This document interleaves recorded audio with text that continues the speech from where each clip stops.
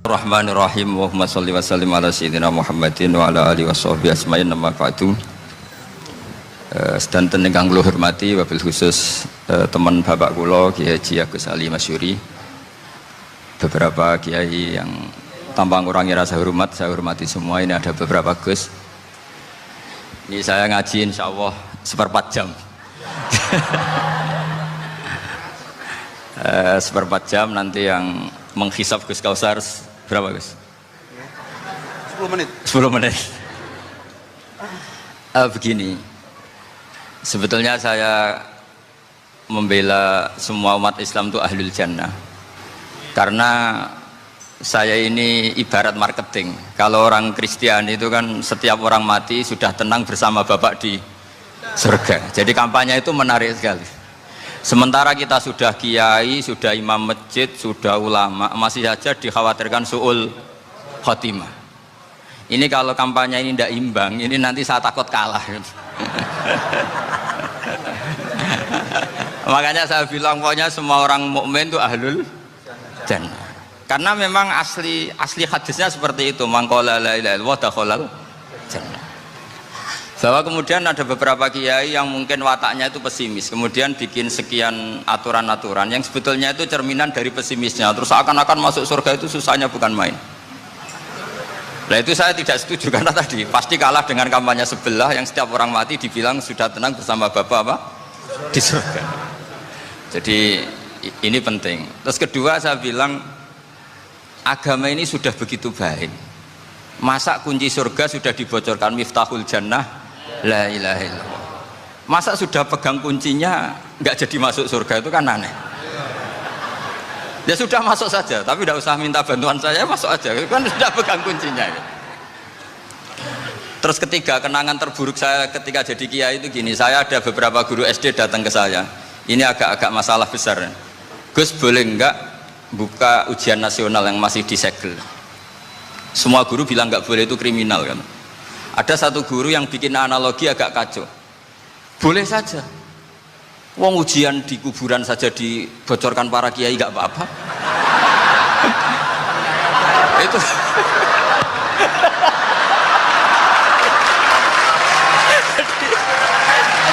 tapi ini kriminal ya. Perhatian kepada kiai, nggak boleh memukul pemateri.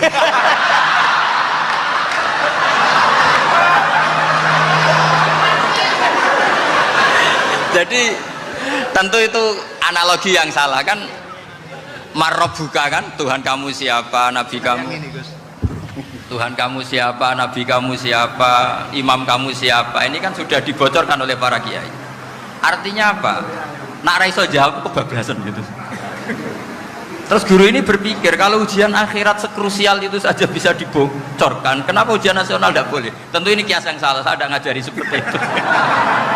Tapi saya ngajari ke kalian betapa mudahnya masuk surga. Kunci jawaban sudah dikasih, kunci pintu masuk sudah dikasih. Kok sampai tidak masuk, ini kebablasan.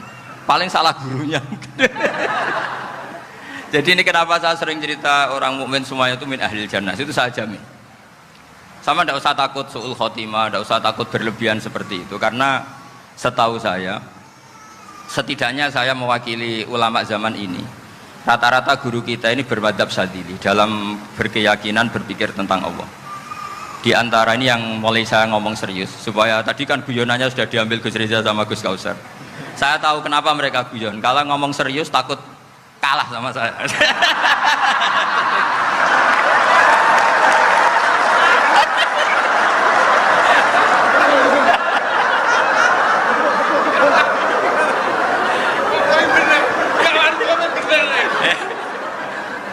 Karena saya ini sudah terkenal pemikir serius, jadi artinya itu satu kepintaran mengalihkan, ya, oh ya, sudah itu satu kecerdasan. Tidak hanya ngalim tapi betul cerdas. Betul cerdas. Jadi itu bukti beliau-beliau ini cerdas itu. Saya berpikir begini, ini madhab Syadzili, kita semua tentu Syadzili karena kita semua ngaji kitab hikam. Kita tahu kitab hikam itu muridnya Abul Abbas Al-Mursi, Abul Abbas Al-Mursi muridnya Syekh Abil Hasan apa? Asy-Syadzili. Saya masih ingat betul makalah itu dan saya ulang-ulang, setiap saya ngajar di sarang saya ajarkan itu. Kilali, kata Abdul Hasan As-Sadili, saya pernah dapat hatif, dapat semacam ilham. Apa makna min syarril waswasil khannas? Itu kata beliau dijawab oleh hatif itu. Hatif itu nggak perlu diterjemah tadi ada, karena tadi diajarin itu. Apa yang dihidupkan itu nggak perlu dijelaskan. kata hatif tadi, waswasun yadkhulu bainaka wa baina habibika. Yunsika altofahu alhasanah wa yudzakiruka af'alaka asai'ah wa yukassiru indaka dzatas shimal wa yuqallilu indaka dzatal yamin liya'dila bika an husnidzanni billah ila su'idzanni billah. Jadi yang dikatakan waswas adalah kamu digiring untuk hanya ingat sisi-sisi kamu yang negatif, dilupakan bahwa Anda punya sisi-sisi yang positif. Misalnya seperti ini, mungkin secara fikih tadi banser-banser tegas, wah ini masalah lelaki perempuan dipisahkan gini-gini. Tapi kenapa Ghazali bilang ya sudah gini gak apa-apa. Sebetulnya ada rukhsah itu karena ini di depan umum. Yang paling pantangan Nabi itu la yakhluwanna rajulun bimra'atin. Ini ada yang menjaminnya gitu. Malah khawatir saya di sini dipisah tapi setelah berduaan nggak bisa. Jadi toleransinya karena ini di depan umum. Itu masih ada toleransinya. La yakhluwanna rajulun bimra'atin. Begitu juga ketika kita dosa, misalnya kita dosa, orang Islam setiap dosa itu pasti ingat salahnya, kemudian istighfar. Dan ketika satu kebaikan dibandingkan keburukan, itu kata semua ulama, karena sayyi'ah itu bernilai 1, kebaikan bernilai apa? 10. Itu masih surplus berapa? 9. Jadi itu cara berpikir Abdul Hasan As-Sadili. Kenapa kamu harus berpikir positif tentang Tuhan? Sekali berpikir tentang negatif, itu bahaya betul. Misalnya begini, kamu berpikir tak rewangi jadi kiai, sujud, rukuk, ternyata aku tetap lebu neraka, gunanya apa? Itu menurut saya kan nggak punya akal. Sujud itu satu kelaziman menghamba kepada Allah. Normalnya seorang hamba itu ya sujud. Kemudian gara-gara kamu ingin masuk surga, terus logika kamu dibalik, gunanya apa saya sujud? Ternyata saya masuk neraka. Itu pertanyaan yang benar-benar bodoh dan itu menjadikan Allah benci.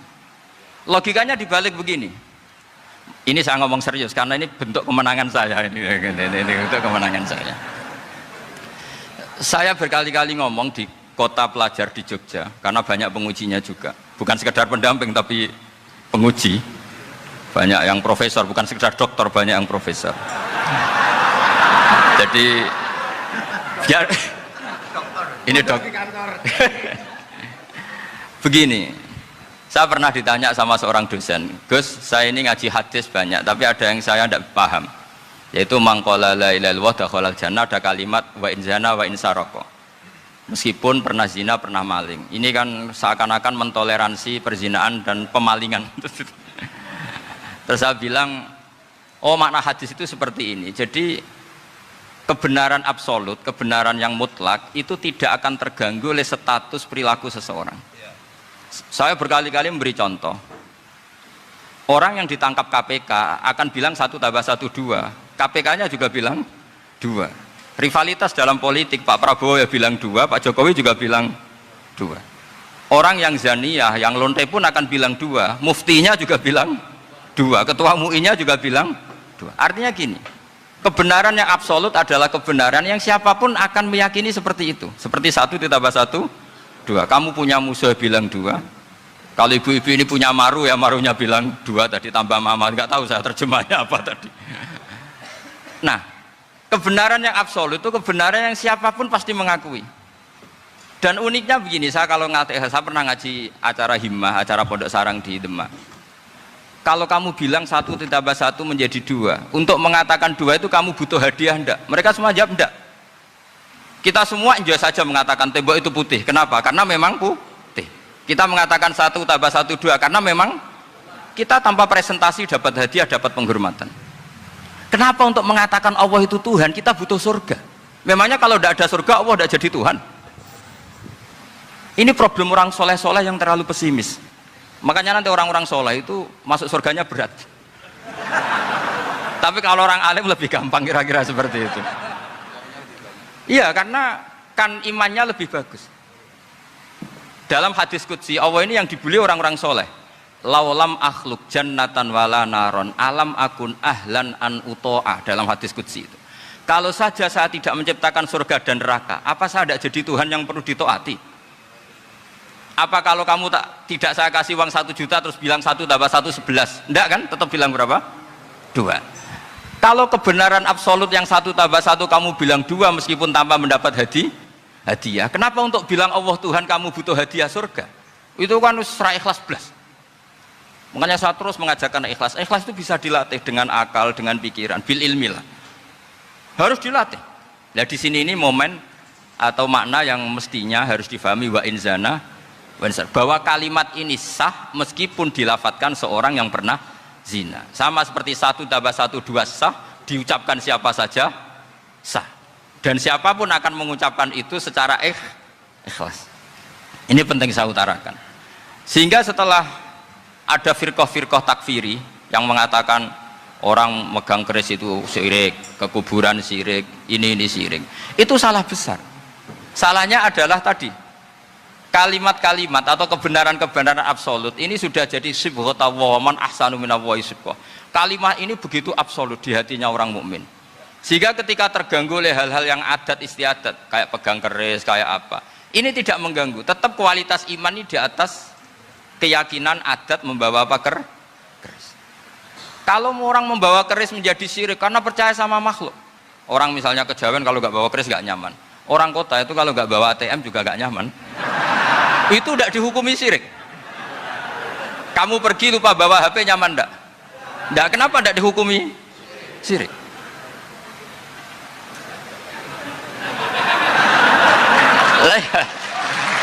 Jadi ini logika. Jadi makanya ini Gus Reza boleh ngeritik saya itu berkali-kali bilang saya termasuk ulama yang mau bikin gerakan cangkem elek. Karena nanti kalau saya nisbatkan ke Rasulullah itu tidak pantas karena Nabi ahsanan nasi khalqaw wa khuluqa. Tapi saya siap jadi bempernya Rasulullah Shallallahu Alaihi Wasallam. Pernah ada diskusi di Jakarta, ini kisah nyata. Apa dalilnya setelah sholat salaman? Mana hadisnya? Itu dijawab hadisnya tentu kita kesulitan. Kalaupun ada hadisnya dhaif semua yang masalah musafah. Akhirnya mau tidak mau dijawab pakai cangkem elek. Boleh nggak kamu setelah salam nyalain HP yang off? Boleh. Boleh nggak ke kamar mandi? Boleh. Oh berarti kencing boleh, nyalain HP boleh, yang nggak boleh itu ingat Allah. Karena mereka mengkritik wiridan, kritik salam. Akhirnya mikir deh. Ada nggak hadisnya orang setelah sholat nyalain HP? Nggak ada kan? Tapi mereka nyalain HP nggak hambatan. Tapi untuk salaman masalahkan. Ke kamar mandi boleh. Tapi untuk wiridan nggak boleh. Akhirnya mereka sadar, oh iya. Lama-lama dibisi gini yang kelompok itu. Kamu itu korban aliran supaya kamu gak ingat Allah, ingatnya HP-nya. Sehingga orang wiridan kamu kritik, orang nyalain HP tidak kamu kritik. Itu kelompok itu adalah kelompok orang-orang yang supaya orang Islam itu lupa Tuhannya. Itu gerakan cangkem elek, tapi jadikan orang sadar. Jadi ini penting. Jadi kalau kamu tidak bisa bela agama dengan jalan yang lurus karena tidak bakat gitu. Gak apa-apa pakai cangkem elek tadi karena gak mungkin gerakan ini dinisbatkan kepada Rasulullah Shallallahu Alaihi Wasallam. Kalau soal sanad saya punya sekian sanad tentang itu, tapi tidak usah kamu ikuti. Ada orang tanya, ya Pak Kiai kalau setan dibakar di neraka panasan enggak? Ya panasan. Lo kan setan dari api, ngapain harus panasan? Kan materinya sama. Terus Kak Kiai tadi gak kesulitan, dia ngambil pasir disawero di wajahnya. Wah sakit Kiai, kamu kan dari tanah, kena tanah kok. Jadi itu ada sekian, artinya gini ya, kalau kesulitan jawab pakai baik-baik ya sudah pakai cangkem elek itu aja karena. Tapi tentu kan gerakan ini tidak mungkin dinisbatkan kepada para nabi. Tapi saya pastikan meskipun nggak bisa dinisbatkan kepada para nabi dari segi cangkem elek tadi, tapi secara semangat itu sama. Saya punya sekian contoh. Benar Gus Riza tadi gojok saya sengawur-ngawurnya itu masih punya sanad. Itu pas saya ngawur pun masih punya apa? Sanad. Nabi Ibrahim itu ketika faja'alahum juzatan illa kabirallahum itu si berhala paling besar dikasih kapak. Ketika mereka geger, ini siapa yang berhala-berhala kecil? Kata mereka, sami'na fata yadhkuruhum yuqalu lahu Ibrahim. Ya kira-kira Ibrahim lah gitu. Terus setelah Ibrahim didatangkan, siapa yang melakukan ini semua? Ini jawaban Nabi Ibrahim, bal fa'alahu kabiruhum hadza. Ya tanya yang bawa pedal, saya kan tidak bawa kan. Terus kata orang-orang, otak kamu itu di mana? Masa berhala disuruh nanya, kan nggak bisa ngomong. Ibrahim kembalikan, uffil lakum walima ta'buduna min dunillah. Lalu otak kamu di mana? Sudah tahu nggak bisa ngomong kok disembah gitu. Itu ada kata uffin. Uffin itu kalau diterjemah kira-kira ya agak-agak jancuk gitu. Kira-kira ya kira-kira seperti itu. Jadi Sekarang dalilnya jancuk apa Gus? Bahkan dulu kan biasa kalau misalnya saya bilang sudah. Gimana? Jancuk itu dari daksu, dak tinggalkanlah suan perkara sing elek. Krono ilate wong Surabaya kakean rawon, akhirnya ngomongnya jancuk.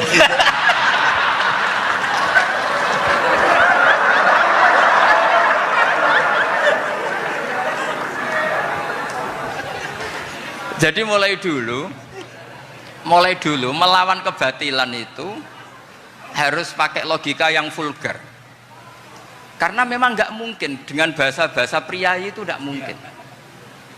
Dan ini penting saya utarakan. Nah, kalau nanti nggak mungkin dinisbatkan kepada Rasul karena Nabi adalah ahsanan nasi khalqa wa khuluqa, kita yang ngambil alih saja. Gus Reza, saya, Gus Kausan ini cara cangkem elek kan pantas. Luas. Selain bakat ya sudah natural. Karena memang itu cara kita menjelaskan kebenaran. Saya ulang lagi, itu cara kita menjelaskan apa? Kebenaran. Mau tidak mau. Saya pernah ditanya sama seseorang, Gus, beberapa nabi itu kan poligami itu bukti hipersek, karena yang tanya itu orang nasionalis yang nggak pati senang Islam. Terus tak balik tanya, perempuan itu makhluk lemah enggak? Ya lemah. Kalau nolong lama satu itu gimana? Ya baik. Kenapa nolong dua jadi tidak baik? Harusnya kalau nolong tiga tidak baik. Tapi saya tidak dukung poligami enggak. Ini cerita. Setidaknya mereka jadi ingat. Saya itu pernah ditanya agak-agak orang ateis. Dia benci Islam tapi neliti Islam. Pertanyaan kedua, kenapa dalam perang itu seakan-akan Nabi itu perampok, hartanya orang kafir disita kemudian menjadi ghanimah? Itu kan kayak ngerampok. Terus saya tanya gini, kalau ada penjahat ke rumah kamu kemudian pakai senjata api, setelah kamu ringkus, itu senjata api kamu kembalikan apa kamu sita? Oh ya saya sita, kalau tak kembalikan dipakai ngerampok lagi. Ya sama seperti itu, kalau kekuatan mereka dikembalikan akan dipakai kekuatan mereka lagi. Jadi ya lagi-lagi ini kemenangan orang serius. Karena nanti guyonnya sudah dintekno sama Gus Safa sama Gus Riza. Nah, kenapa saya ngajar begitu rileks, begitu santai? Karena pikiran saya sederhana. Fa innal uqula muttarratun ila qabilil haq. Akal sehat pasti dipaksa menerima apa? Kebenaran. Sehingga kebenaran itu tidak usah kamu ngomongkan secara serius, secara tidak perlu. Kebenaran itu mudah diterima. Saya itu pernah ngaji berkali-kali di Jogja di mana-mana sampai ada buku seorang dokter nulis tesisnya itu bangga lagi menjadi muslim setelah ngaji saya itu. Karena saya menerangkan itu ringan. Orang Islam itu harus mencintai Allah. Ciri utama cinta itu tidak tegang, rileks. Saya bilang begini, kalau kamu pernah 1 tahun digratisi orang rumah, makanan, kamu kira-kira itu mudah nggak mencintai orang yang berjasa sama kamu minjemin rumah dan ngasih makan gratis? Mudah kan? Apalagi kita ini mudah mencintai orang yang minjemin mobil 1 tahun, ngasih rumah 1 tahun, apalagi selamanya. Kenapa kita tidak mudah mencintai Allah yang memberi kita bumi, air, oksigen, semuanya kita dikasih Allah? Akhirnya mereka mikir, wong mencintai seseorang yang ngasih dalam durasi 1 tahun saja mudah, apalagi mencintai Allah yang ngasih kita tanpa batas. Itu disebut walladzina amanu asaddu hubbal lillah. Orang mukmin itu mudah sekali mencintai Allah. Caranya dilatih tadi. Kita mudah mencintai orang yang berjasa sama kita. Kenapa tidak mudah mencintai Allah yang tentu jasanya lebih besar. Nah, karena akhir-akhir ini banyak orang yang terlalu nazir, terlalu apa? Kata Nabi kan basyiru walatu nafiru yasiru walatu asiru. Sehingga saya bikin gerakan. Pokoknya semua orang mukmin pasti masuk surga. Nanti soal ada kesalahan-kesalahan kecil yang menjadikan orang su'ul khotimah itu sifatnya kehati-hatian. Jangan menjadi hukum. Hati-hati itu tidak menjadi hukum. Kalau kamu nyupir hati-hati itu bukan berarti pasti kecelakaan, enggak. Hati-hati itu ya hati-hati saja, tidak menjadi hukum. Ini penting saya utarakan karena kubu sebelah kampanyenya sudah tadi, setiap mati mesti tenang bersama Bapak di surga. Sementara kita mau kampanye, kamu sholat tidak mesti diterima, haji tidak mesti diterima, jadi kiai tidak mesti masuk surga. Coba kalau kita kampanye gitu terus, yang mau jadi muslim itu siapa? Jadi ini sudah tak perhitungkan matang-matang, saya milih mazhab seperti itu. Ya ini saya pikir sudah, ini pembandingnya supaya punya waktu. Saya suka sekali.